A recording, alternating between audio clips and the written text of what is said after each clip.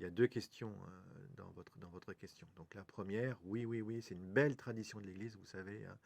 Euh, on peut même faire célébrer même des trentains.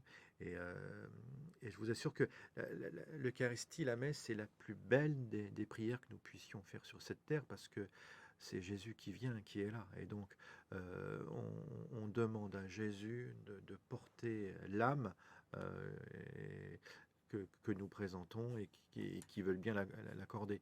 C'est comme une sorte d'aide que l'on vient apporter au moment où on devra, où la personne pour qui on prie, hein, parce qu'elle rentre dans l'éternité. Vous comprenez bien que quand on meurt, on rencontre Jésus face à face. Mais là, il y a un moment stratégique, quoi, parce que soit je me décide pour lui, soit je perds la vie éternelle.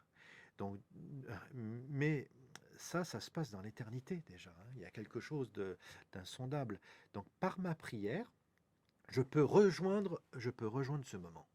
Et évidemment, par la prière de la messe, je suis en communion avec tous ceux et celles qui vivent ce moment-là pour qu'ils puissent choisir Dieu, quoi. Ils puissent faire le bon choix. Et surtout, implorer la miséricorde de Dieu et permettre à ces âmes de pouvoir, même si elles sont extrêmement pécheresses, pouvoir au moins demander la grâce de la purification. Parce que des fois, des âmes peuvent mourir sans être à même de pouvoir rentrer dans l'éternité. Et c'est le cas, là, c'était dans votre question du suicide. C'est une grande offense à Dieu que de mettre fin à sa vie. Parce que, et voilà, et ouais, en plus, ouais. Donc il y a beaucoup, beaucoup, beaucoup de circonstances atténuantes hein, par rapport au suicide. Vous savez que pendant longtemps, l'Église, c'était situé en disant non, non, voire même on n'enterrait pas les suicidés, parce que c'était un peu, avant, hein, je parle, c'était des fois des actes extérieurs pour prouver et montrer comme quoi on refusait Dieu, et donc là, c'était militant. Mais aujourd'hui, d'abord, la foi a quitté notre lieu, et puis surtout, l'Église a bien compris, elle l'a redit, et le pape Jean-Paul II l'a bien marqué dans le catéchisme de l'Église catholique. On n'a pas le droit de désespérer de nos défunts, même ceux qui ont mis fin à leur vie. Donc, il faut absolument prier pour eux, pour que ben, puissent se purifier. Donc, il faut maintenir le fait que ben, toute vie est sacrée, hein. Moi, j'explique ça comme ça à mes adolescents. Je leur dis, on est locataire, hein. La vie, c'est pas à nous. Donc, on n'a pas le droit de vendre quelque chose qui n'est pas à nous, vous voyez, ou de le jeter ou de le casser. Donc, la vie m'a été donnée, j'ai pas choisi de vivre, hein. Et je dois la rendre à la fin, voilà, telle qu'elle. Et donc, mettre fin à ces jours, c'est extrêmement violent. Et puis, c'est surtout aussi un énorme manque de charité par rapport à tous les autres et tous les gens qui sont sur cette terre, parce que ça blesse, hein, évidemment, tous ceux qui sont autour.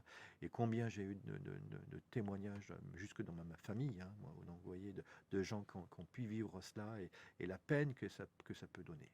Mais en même temps, il faut absolument pas désespérer, parce qu'il y a cette miséricorde de Dieu, et puis il voit bien. Alors là, dans votre cas, la personne était malade. Et donc parfois, en plus, quand il y a la maladie, il y a un désespoir, il y a une crainte. Or, notre monde est malade, et il rend malade les gens. Vous voyez, bon, je pense tout le temps à Tchernobyl, là. Quand vous vivez à Tchernobyl, vous avez l'impression d'être en pleine forme, mais là-bas, vous êtes contaminé, vous comprenez, hein. Et l'athéisme ambiant, le positivisme, la crainte, la peur. Moi, je côtoie en ce moment plein de gens, mais qui sont terrorisés, qui ont peur de l'avenir. On l'a vu par exemple par rapport aux naissances, aux bébés en France, hein. Il y a eu une chute incroyable. On pensait qu'il allait y avoir plein de bébés pendant le confinement. Eh bien non, les Français sont désespérés, ils ont peur de l'avenir. Alors ils font pas de bébés parce qu'ils se disent, oh là là, non, non, il y a pas d'issue, et que dans quoi mon fils ou ma fille va vivre. Mais c'est faux, ça c'est vraiment du démon. Ça, il veut nous désespérer, il veut nous faire croire que tout est foutu.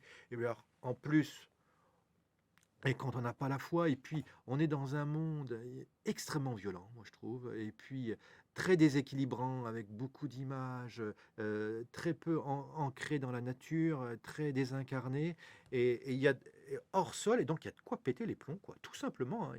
Et alors, il y a jamais eu autant de maladies psychiques. Donc c'est pour ça que Leur conscience de ces gens-là est complètement obstruée. Je pense que le démon est un peu derrière, hein. Il veut nous rendre fragiles pour que on puisse perdre pied et puis plus du tout être libre et puis poser des actes de désespérance totale jusqu'à mourir, hein, jusqu'à se suicider. Alors on peut se suicider en mettant fin à sa vie. Ah, en plus, voilà, et donc après, il y a même la force de la loi d'un pays fait avec des gens en blouse blanche et on croit que c'est le progrès alors que c'est infernal.